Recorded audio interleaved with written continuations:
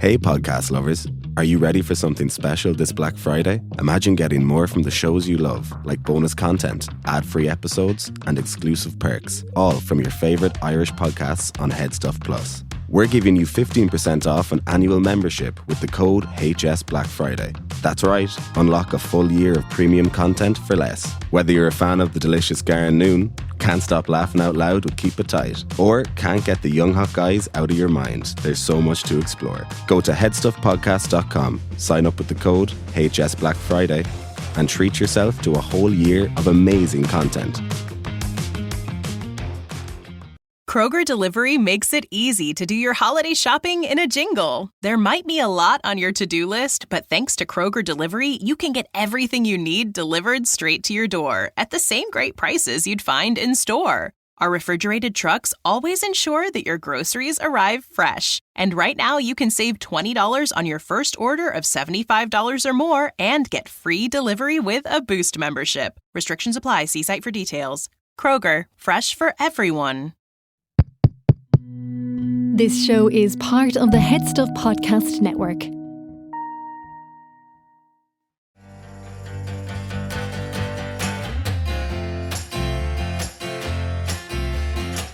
Hello, how are you getting on? Tis myself back in your ears. Hopefully you're enjoying me. If not, I'm sorry, but you have put me on.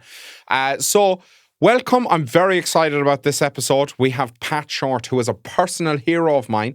I have owned at least 400 DVDs with Pat Shortt's name somewhere on them over the years. So I'm very excited. Pat Shortt is an institution in Ireland. He is like comedy royalty. He is acting royalty. If you're from another country, you may not be as familiar with him. I promise you, start with The Garage. Watch The Garage and then get into some of his comedy if you haven't watched it, but you definitely should. I am very excited. He's brought a little bit of an Oriental dish today, and I thought we'd talk a little bit about my favourite Oriental meal. So I recently got quite a bit of flack online because I posted as a video of my Chinese order, and some people thought that it was not very Chinese because it's a spice bag with noodles, which, I'm sorry, sounds pretty Chinese to me, and then some rice, which again, I believe they do eat those in China, and curry sauce, which understandably isn't as Chinese. And I actually am going to do a segment next week, probably, I'm going to research it, where I tell you about the history of Chinese food in Ireland and England, because it's actually very interesting how they came here. They were very entrepreneurial, found out the palates of the local people, and developed a completely new type of cuisine in the UK and Ireland. So look forward to that next week. It's going to be an educational one, so have your brain ready to soak in a bit of information, right? And he's also brought what I would consider a movie snack. And I'm going to give you a little bit of advice on movie snacks. So here is my movie snack of choice, okay? My movie snack of choice, not far off his. I like either a regular salted popcorn. Butter popcorn, in my opinion, is overrated. Salted popcorn is where it's at. Either like a butter popcorn or a salted popcorn, or a sweet and salty popcorn. Either one of those will do. Sweet and salty if I'm feeling a bit, either one of those. And then I like to take Magic Stars, okay, the sweet, and I like to pour those in, shake them up, and enjoy. And preferably, I've made the popcorn myself, so it's a bit hot, and the Magic Stars sort of melt chocolatey into it, and then I enjoy. So that's mine. So let me know, what is your favourite movie watching snack? What's your favourite grazing food? And I'm not going to talk any longer because we've got Pat Shortt today, okay? Here it is, Pat Shortt. Hello, how are you getting on? Welcome to another lovely episode of your favourite podcast, Listen, I'm Delicious. If it's not your favourite podcast, get out. You're not welcome. Come back when you've fixed your head up. I am honoured to be in the presence of an Irish legend today. We have comedy icon, staple of Irish culture, Mr. Pat Shortt here. I'm fangirling, as they say. I'm a big fan. I have been watching you since I was an actual baby. You really are making me feel old now, aren't you? No. Listen. You've done it about 3 times. I'm a young man. I'm a very young man, and you're just a slightly less young man. Yes. But I am very excited to have you here. Oh, thank you very much. I'm delighted to be here. I'm a big fan as well. So there you go. We get it out of the way. Thank you very much. Even if that's a lie, I'll fully accept it. I'm clipping that now and putting it on the phone. You were just telling me before we started that we'll get into the food in a second. Calm down, lads. Right, we will eat. Don't worry. I'm hungry anyway. Hurry on, son. You were telling me yes. that the Unbelievable started when you were 18. Well, I started working with Jon when I was 18. Yeah. And I then really, the Unbelievables kind of formed when I was 21. Yeah. Because I worked with Jon for about 3 or 4 years doing sound and lights and kind of, I always called it my apprenticeship with Jon, you know what I mean? Yeah. Because he was a lunatic, you know. Jon passed from us recently, actually, which was quite sad. But anyway, so it's nice to be remembering him.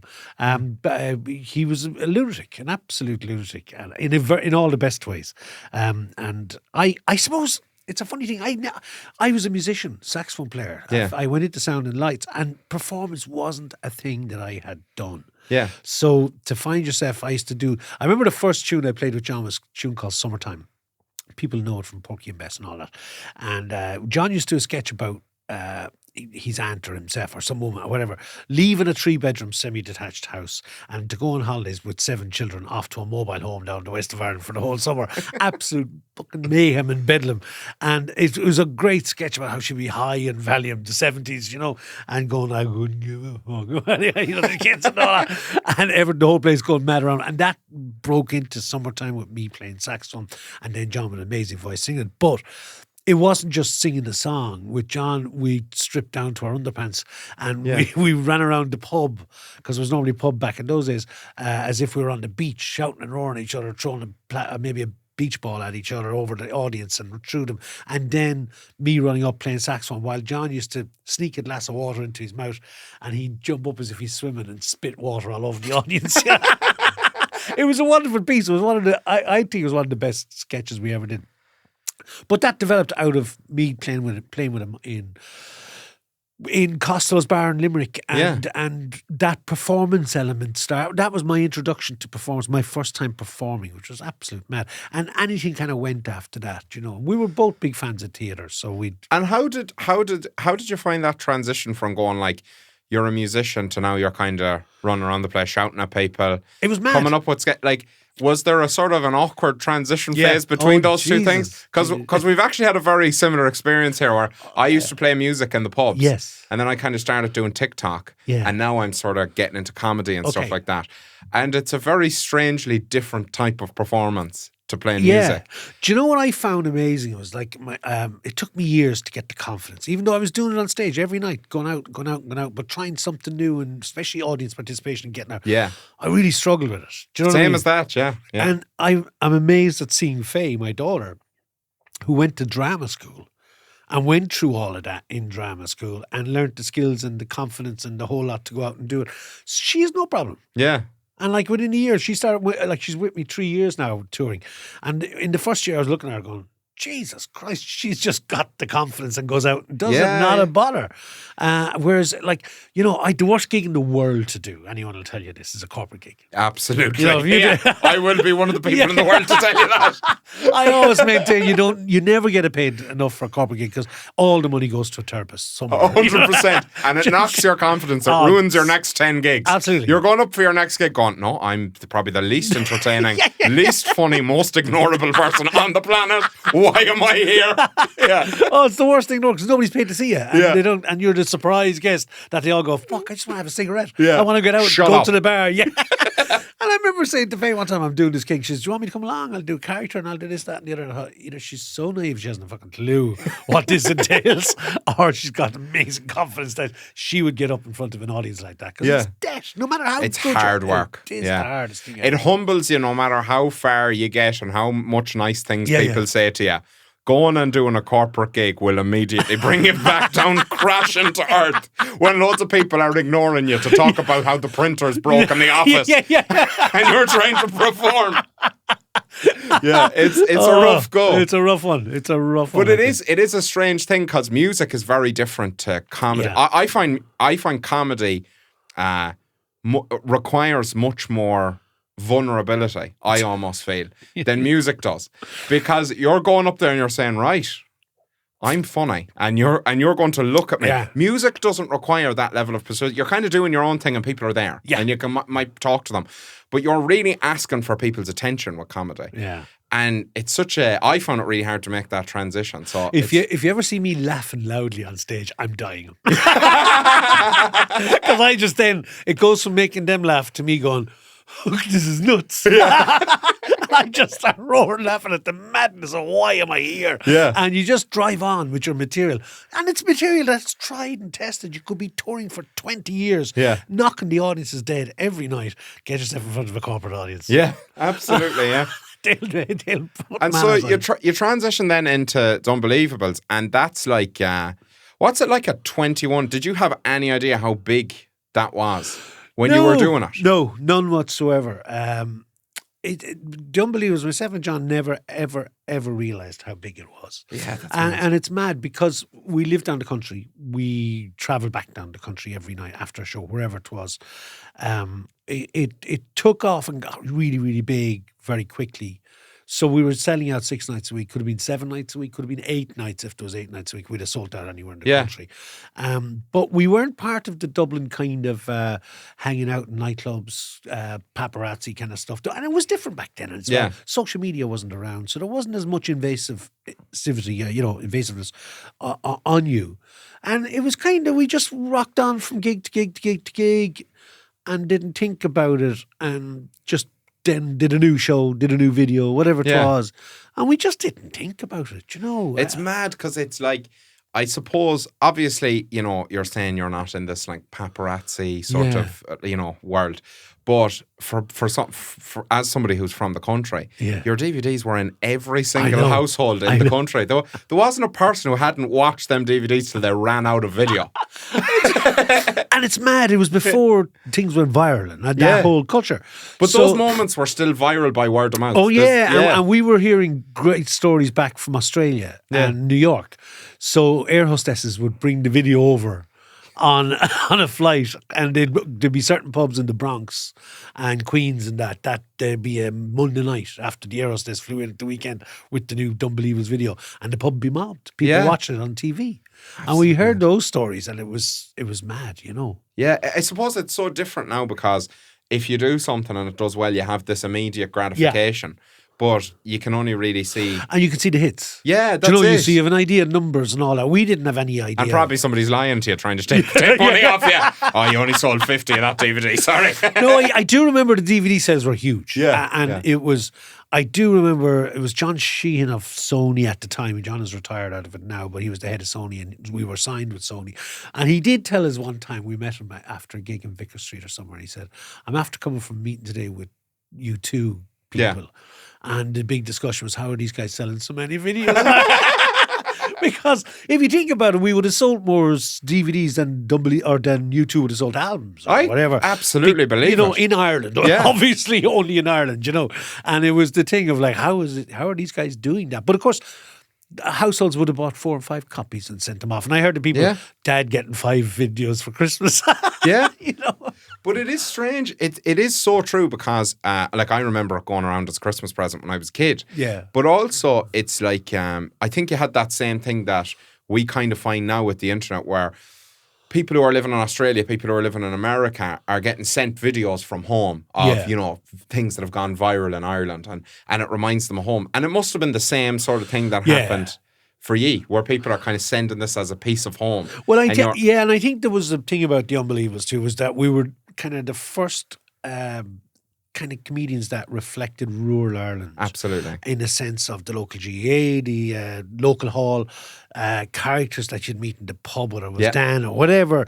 And we were the first ones to really reflect that in a sense.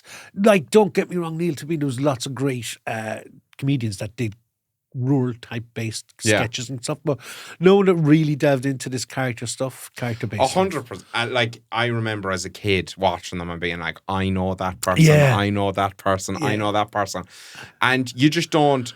you don't get represented that way in media when No. you're from the countryside. No, Yeah. and it was also kind of one of the first times it became cool to kind of have a country accent. Yeah, and yeah, stuff. yeah. Do you know what I mean?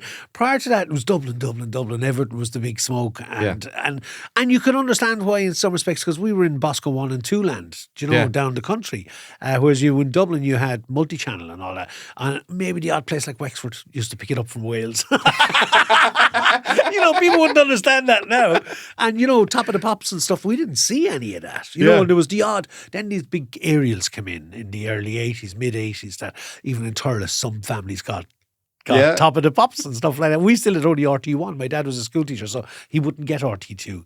And we only had RT because you needed a different aerial for it. You didn't want to You had to have it one way if you wanted TV3 Yeah. and the other way if you wanted Well, there was no TV3. There was only RT1 and 2. I'm talking about my generation Oh, now. okay. We're modern. We had TV3 in my childhood. so that was that was the thing, and then it was the VHS player, and that's when we were on VHS at the start. Yeah. Somebody put a tweet up, and I thought it was hilarious. Fair play to Short. He's lasted VHS, DVD, and now the internet. Yeah. But it is amazing.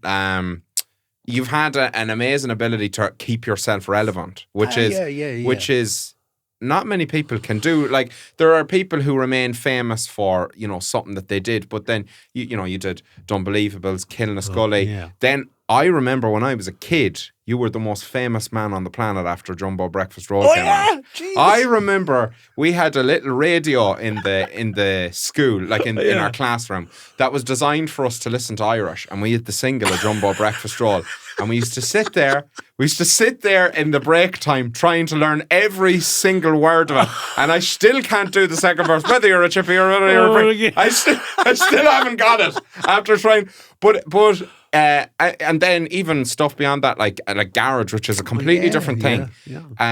How was that something are you sort of actively thinking about? Do you know, what am I going to do next, or is it? No. Are you just taking things that feel good, or Yeah. And I mean, I've been very, very lucky.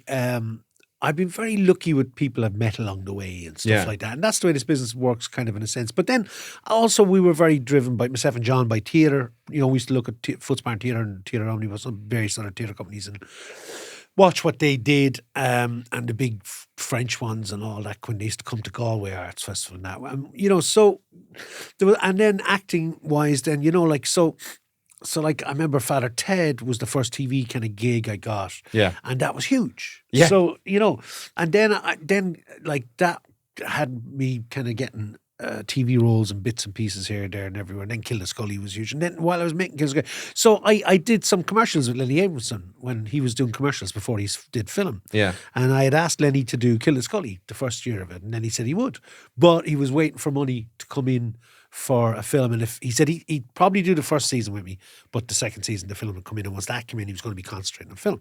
So we started working on the development of characters and everything, and then he rang me one day and said, "Look, Pat, really sorry, but the money's after coming through. I'm going to have to pull out." And I said, "That's you always said that from the start." Yeah. I'm fine. And he did Adam and Paul, which was fantastic. One of my And- favourite and- movies. Oh, Great amazing movie. film. Yeah. And then 2 years later, they approached me about Garage, and it was Lenny, and he really just wanted me to do it because we'd worked on commercials, and the character in Garage was very physical. Yeah. And he knew that, and he told me that. And he said, "Look, I've worked with you, and I know how you work as a physical actor."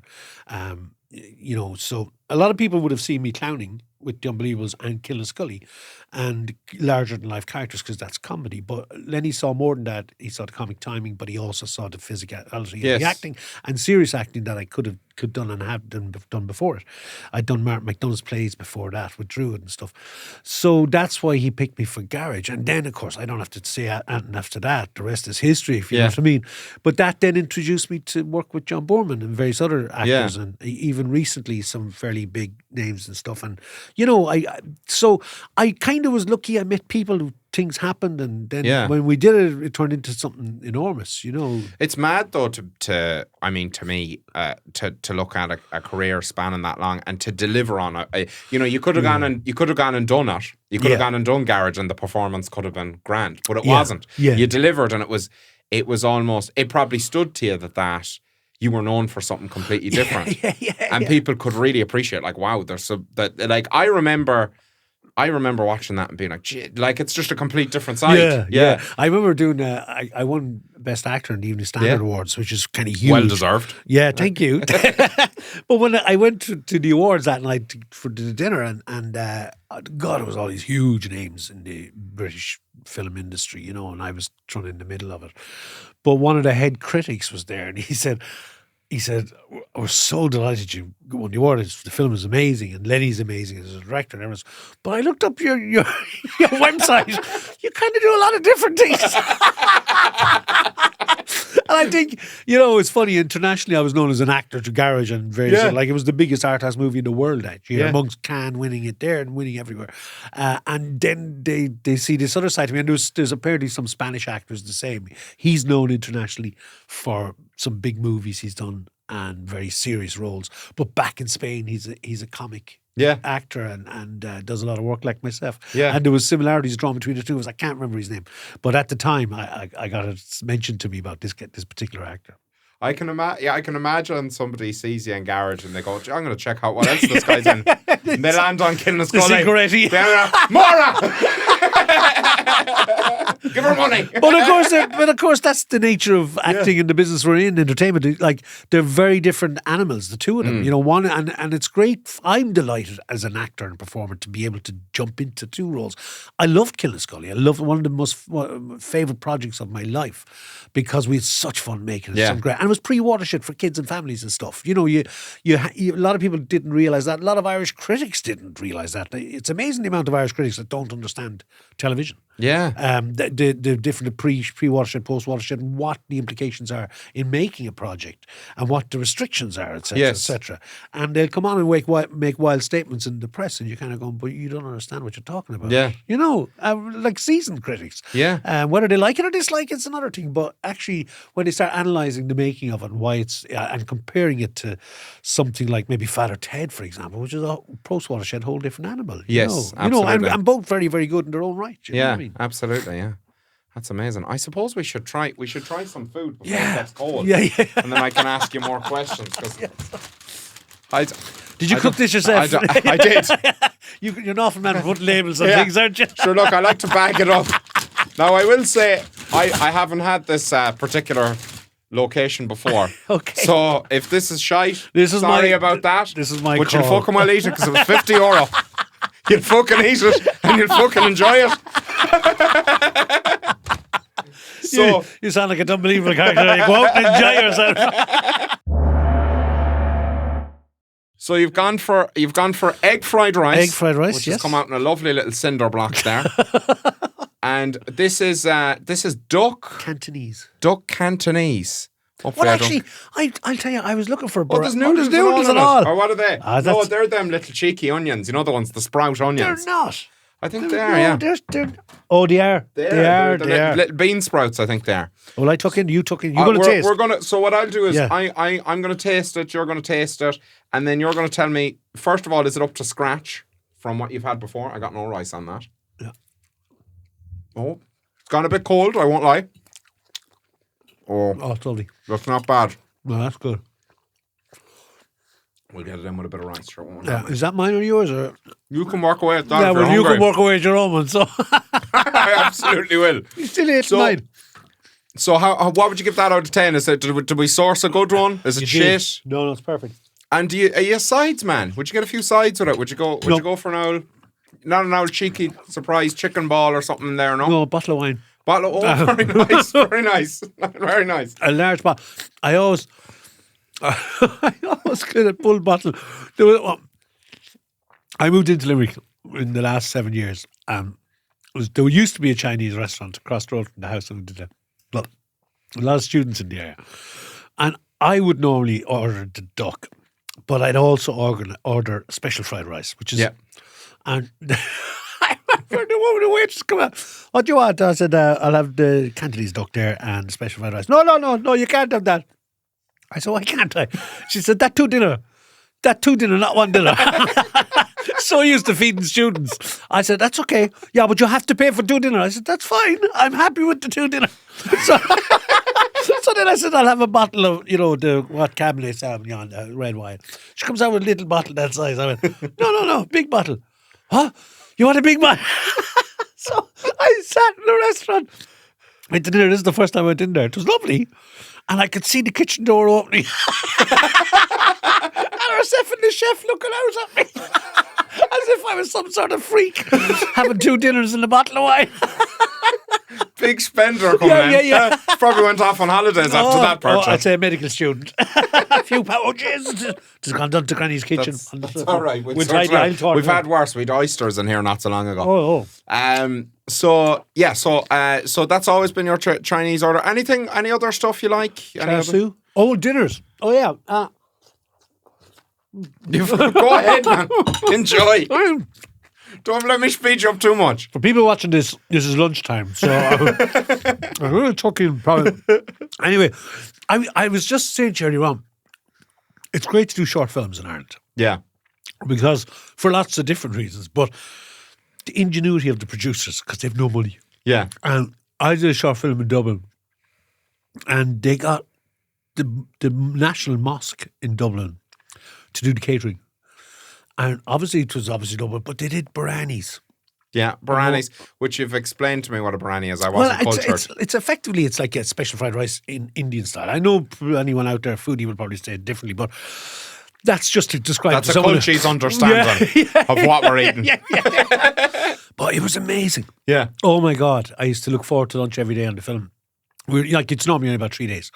But they used to bring the catering from the mosque to us. And the biryani, and there was some other stuff as well, but the biryani was just to die for. Yeah, so oh my God. So they had an actual restaurant in the mosque. In the mosque, yeah. You wouldn't get that now below in the cathedral. No, yeah. See now, mass. Look what you're competing with. Yeah. The mind your folk outfit. Put a chef in the corner there and feed people. That reminds me. Myself and Jon Kenny years ago, we did a gig in Moscow. And it was the Locktober Theatre we were in. A famous theatre that was gassed, but the Chechens were in there. Yeah. We were there a few years earlier. And we were doing the gig there. And just was a big crowd at it. We couldn't get over it. There was maybe 1,000, 1,500 at it. 2,000 seat theatre. Until we found afterwards they were giving out free food in the foyer. I'm surprised I wasn't there. It was typical Russian kind of gig. There was no cover charge. And they could come in, but they were getting Irish stew. Because there was an Irish exchange gig. All right. And we were being televised and everything. No, what they made of us, I have no idea. I remember one fella said, go slow. Because I'd say there was people there learning English and they thought to go to the show.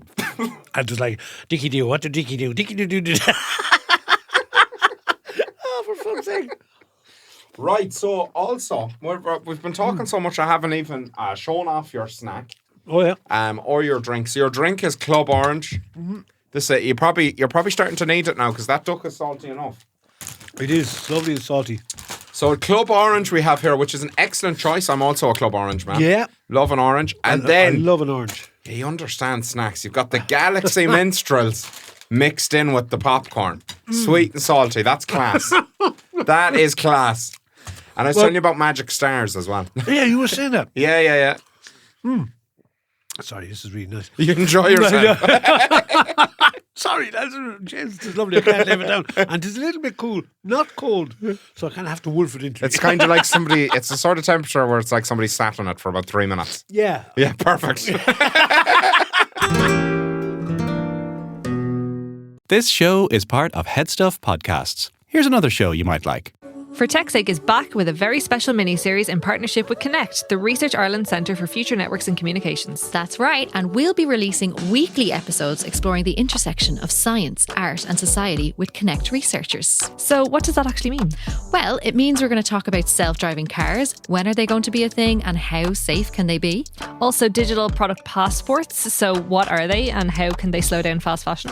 We've also got artists weighing in on tech's impact on what they do and their impact on research and practice. Also quantum technologies, from computing to networks to social acceptance. And everything you need to know about password security, which is a lot. We're so excited to bring you this mini-series, so make sure you check it out wherever you get your podcasts. This episode is brought to you by United Airlines. When you want to make the most of your vacation, book with United.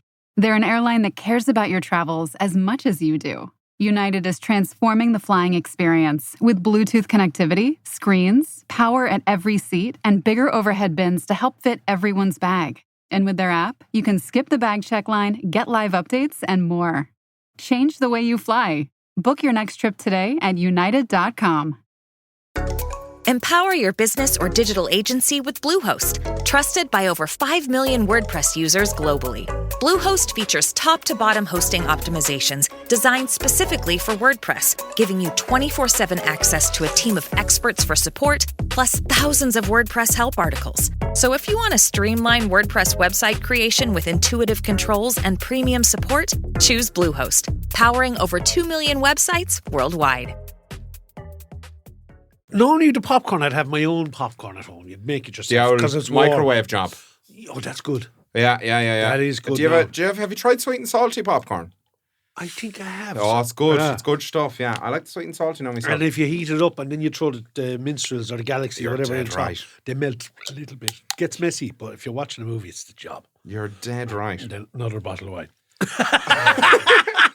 See, I haven't progressed to bottles of wine yet. I just started liking olives there, so I think I'm going to start liking wine in about 3 or 4 years. You will. I just got into stout. I was drinking cider there until I was 28. Then I got into stout, and I think wine is coming down the line. IPA. Yeah. I'm a fan, yeah. I love IPA. I love a good craft beer. Absolutely, yeah. And Ireland's making some amazing beers. Really good, yeah. Really. I've been to a few of the breweries and the passion that's involved in making that. And I had no idea. It's so interesting. I'm not going to get into a big beer making rant here because I've never made beer. But I was amazed by the difference you get by giving something just a touch more sugar or just changing up what you're using, just even a couple of % or leaving it next. It's amazing how fine the detail is in getting something just right. The different hops and everything. I make my own beer. Do you? I do, yeah. Okay, right. Let's get into beer making then, because he knows something about it. Well, I bought myself what's called a grain master, which is like a big Burker boiler. Yeah. And you have to put the hops in and all the stuff in. And then you have to put it off. I haven't made it in a while now, but I did make it a few times. I have a brother of mine is an artist, so he makes the labels. Right, so okay. We get all photographs of the grandparents and stuff, and with different batches, different labels. Class. So it's a bit of fun. Yeah. And then we'd have a family day, and we'd have port or red ales and that. We did a lager once. That's tough. Okay, right, yeah. Because you often see like cool pressed and or cold lager. It actually has to be done chilled. Yes. So and that's the tricky part of it. Whereas the other one is like done with heat, like 22 degrees or something. That has to be around there, and then you keep it warm while it's fermenting and all that kind of stuff. And then you bottle it, put the what you call it with the sugar in with the bottles and stuff, letting it ferment and all that kind of stuff. Second fermentation and everything. It's amazing, like how it's something I never. I kind of just thought, there was ingredients and you fired them in and you let it ferment and that was it.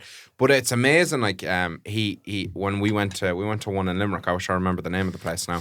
Do you know the place? Yes, Treaty. Yes. We went there. Brilliant. A brilliant spot. Oh. And he brought us out all the beers to taste. And I was like, what's the difference between that and that? And the difference was nothing. They were completely different colours, completely different flavours. And the difference was we put about 3 grams more sugar in that. And it's a mad how dialed in it is. And it made me appreciate beer more. So now when I'm drinking it, I'm like, oh yeah. Before I was just kind of like, either that's nice or it's not nice. But now I have I think I've been cultured by that experience. Yeah, actually, anyone going down to Limerick or anyone from Limerick, it's well going into it's opposite the castle. Yes. Treaty Brewery, and they have a little brewery, but it's a gorgeous little bar. Yeah. And they do great things on the street there, Christmas time and summertime. They have kind of mini beer festivals and stuff like that. Right, okay. It's such a huge asset to Limerick, apart from the fact that the local bars are really supporting it, which is great. Great to see that. They are, and they've a lot of fun, like their like the packaging and stuff they do. They do a lot of really fun stuff.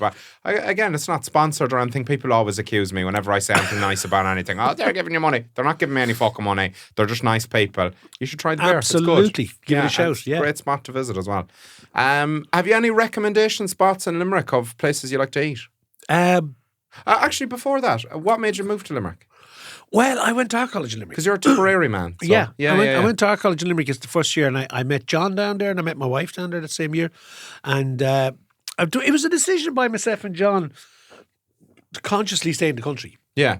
you kind of always had to travel to Dublin to get the gigs and an agent and all that kind of stuff. But you'll never guess what came out when we started. Technology. Yeah. A fax machine. And people joke about it now. Yeah, it meant we could get a contract through. Yeah. And we could get confirmation of stuff and all that kind of thing. Right, okay. And it actually made it really changed things for us.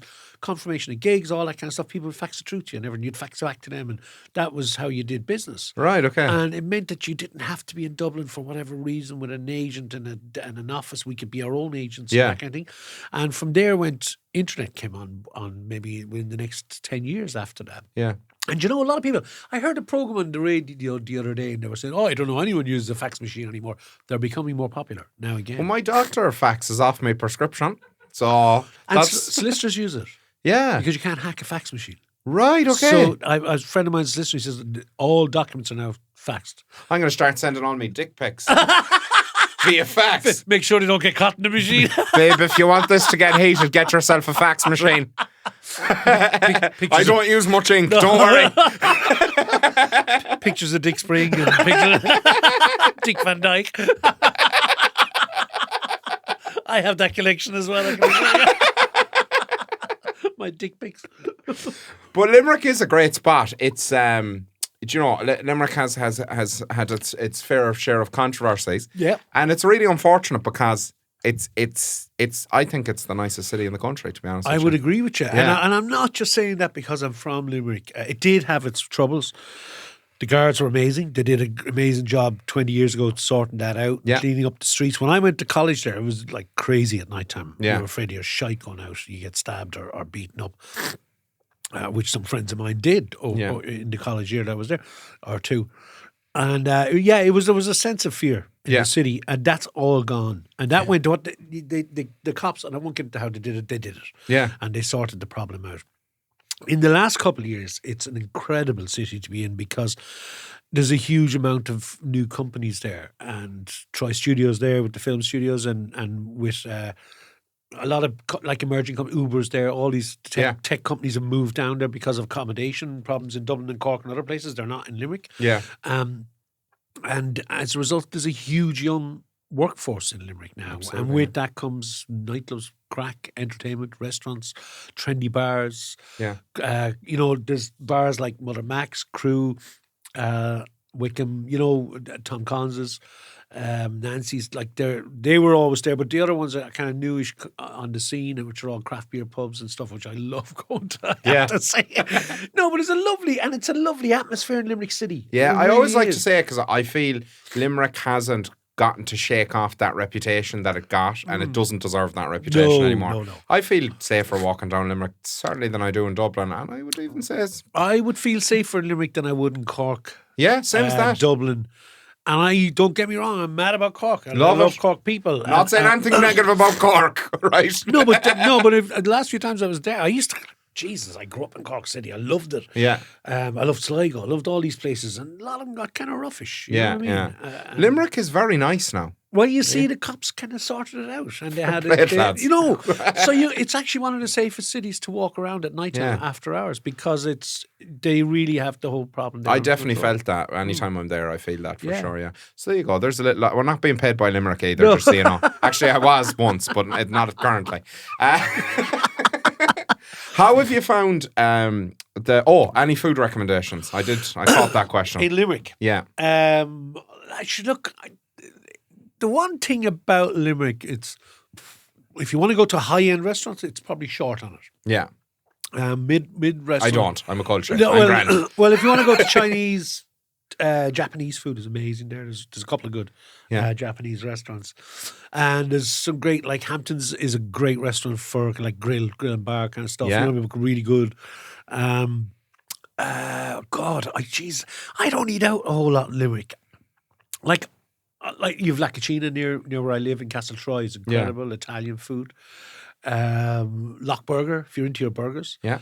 Amazing burgers, like really, really good. They have a place in town, a place in Castletroy. If you want to go high end, of course, White House in the university is a Michelin star restaurant, and then you go Adair is just on the outskirts of the city. They've got amazing restaurants out there, but I'm the type of person I love me kebabs. Same as that. I love a feed. I love to pick up the takeaway and be barely able to lift it up. That's how I know I've got a good feed. Look, the great thing about like my favourite go to restaurant, funny enough, and I'm not a vegetarian, but it is a vegetarian restaurant. Yeah, it's Sue Hackett's place, the Grove. Yeah, opposite Tom Collins's pub. She only opens during the day, but the best vegetarian food in the country, and I've eaten quite a lot. I do like vegetarian food. Yeah, I like that, yeah. I like Middle Eastern food, which tends to be a lot of vegetarian. But her stuff is totally vegetarian, and it is probably the best. What do you get out of there? Well, it depends. She changes it around every day. Is it like falafel type stuff, or is it? Not really. No, I mean, I don't know if she do that, but she'd do it. Like, I don't know. Geez, I'm going to do it injustice now. I'm not trying to put you on the spot. No, but quiches and curries and burgers and vegetarian stuff. But then what's really amazing is the sides of like pickled cucumber stuff. Everything is made. Yeah. There herself, and the season. Everything is like literally everything is homemade. Yeah. There's nothing that's bought in. So that's what makes it so special, But then going back to the kebabs.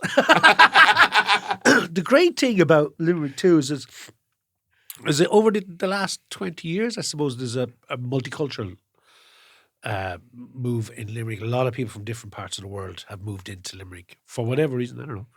And with them, we've brought great restaurants and shops. Yeah. So you can, if you're making food at home and you get an Indian recipe book or whatever, you can go into an Indian supermarket inside town and get everything. Yeah. Which is incredible. Years ago, you get a recipe book and you go, oh, geez, yeah, but where am I going to get that? Where am I going to get this little cucumbery things and all sorts of that? They're all... A cucumber couldn't be got back in the day. I know. I don't know the name of it. The cucumber thing. It's a little cucumber I'm looking for tiny cucumber yolks. Do you have any of them? Yeah. Oh, and the spices there, and you get the whole lot there. Yeah. And with that also, there's a great kebab shop there near the market. My wife has a vintage clothes shop in the market, so I go in there quite a bit. And there's a place called the City Grill just near the market entrance. It's an Afghan restaurant. Oh, yeah. And it's proper. They cook on coals in there with kebabs. Class. Like they'll do a full sea bass for you as a kebab and stuff like that. Do you know what I mean? They'll do all sorts of stuff. And they make the breads in the big ovens and everything like that in there. Yeah. So the whole lot's done there in front of you, and it's just to die for. Absolutely. I'll have to try that next time. I do like the old Afghani food. I was introduced to it this year. Yeah. I'm being cultured now because people bring me places for fancy food sometimes. And I've been cultured, and I do like a bit of now Afghani chicken or a nice...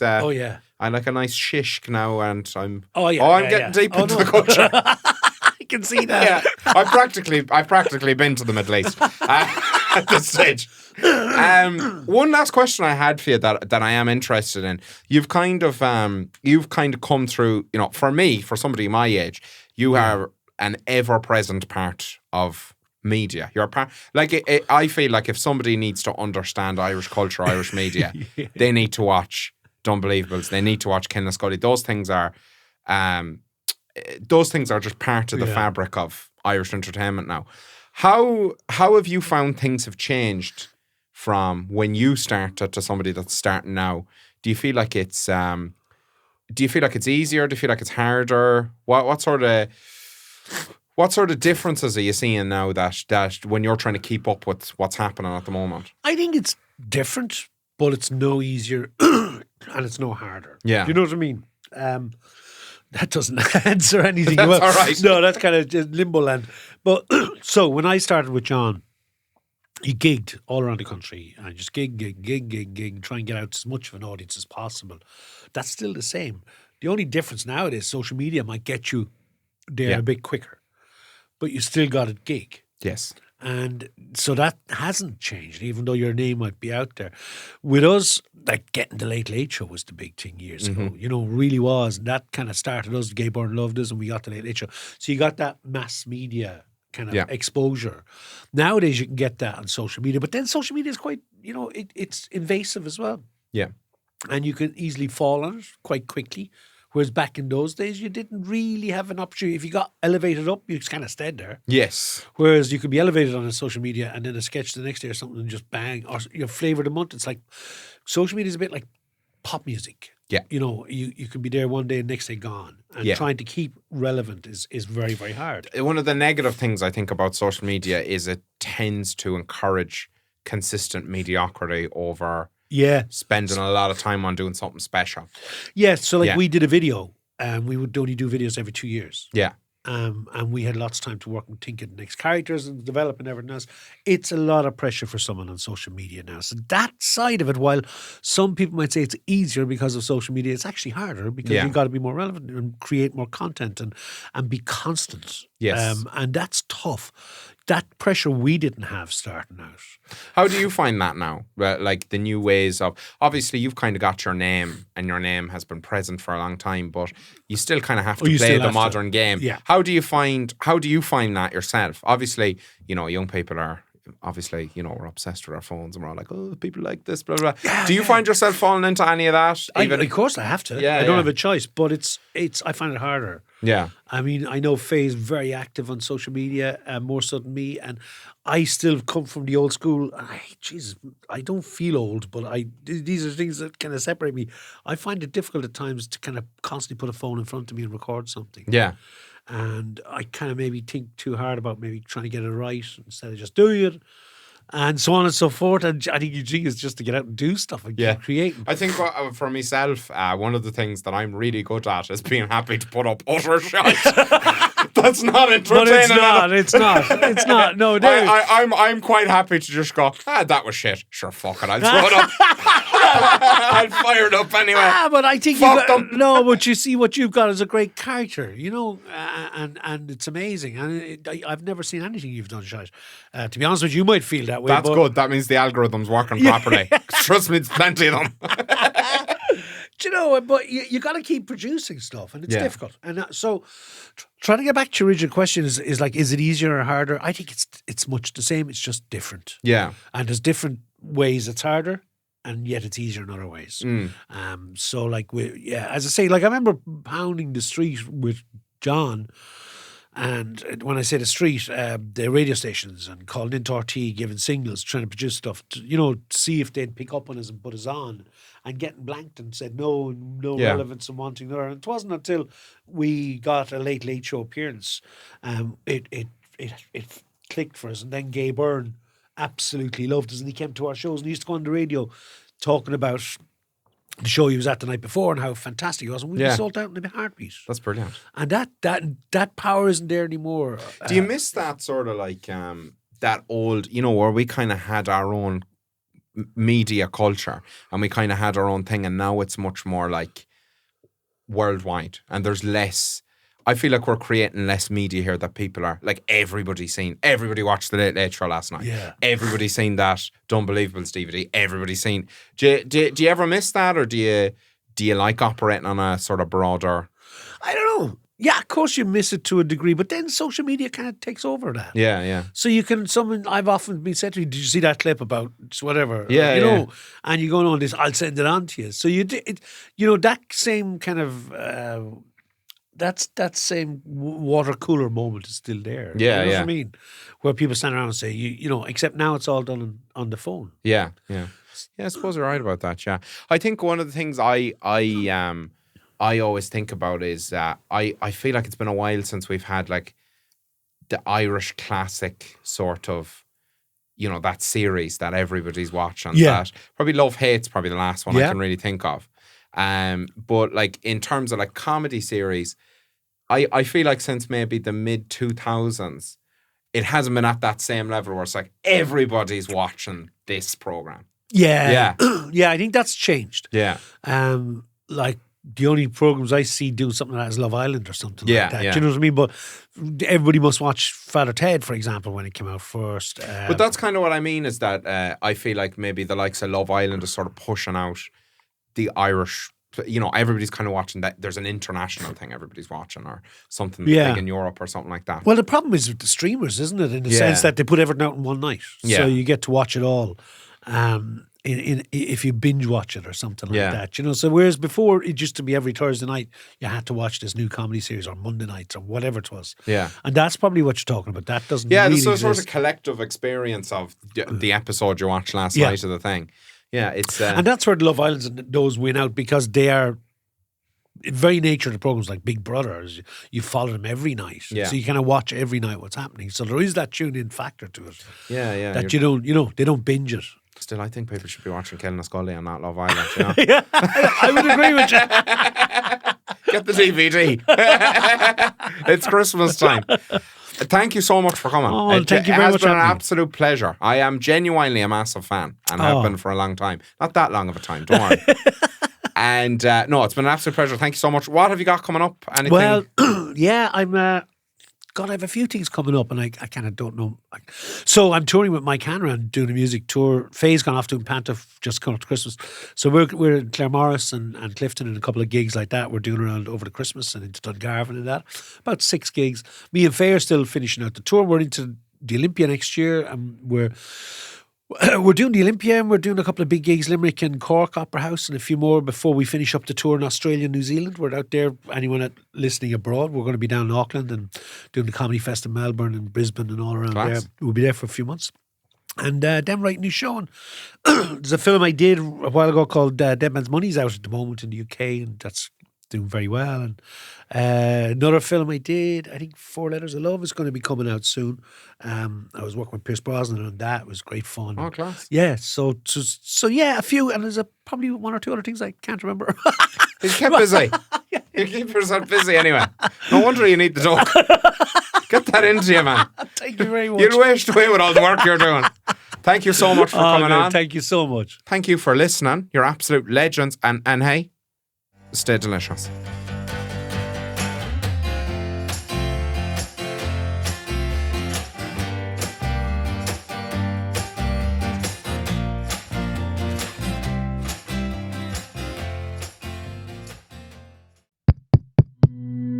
This show is part of the HeadStuff Podcast Network, a hub for the creative and the curious.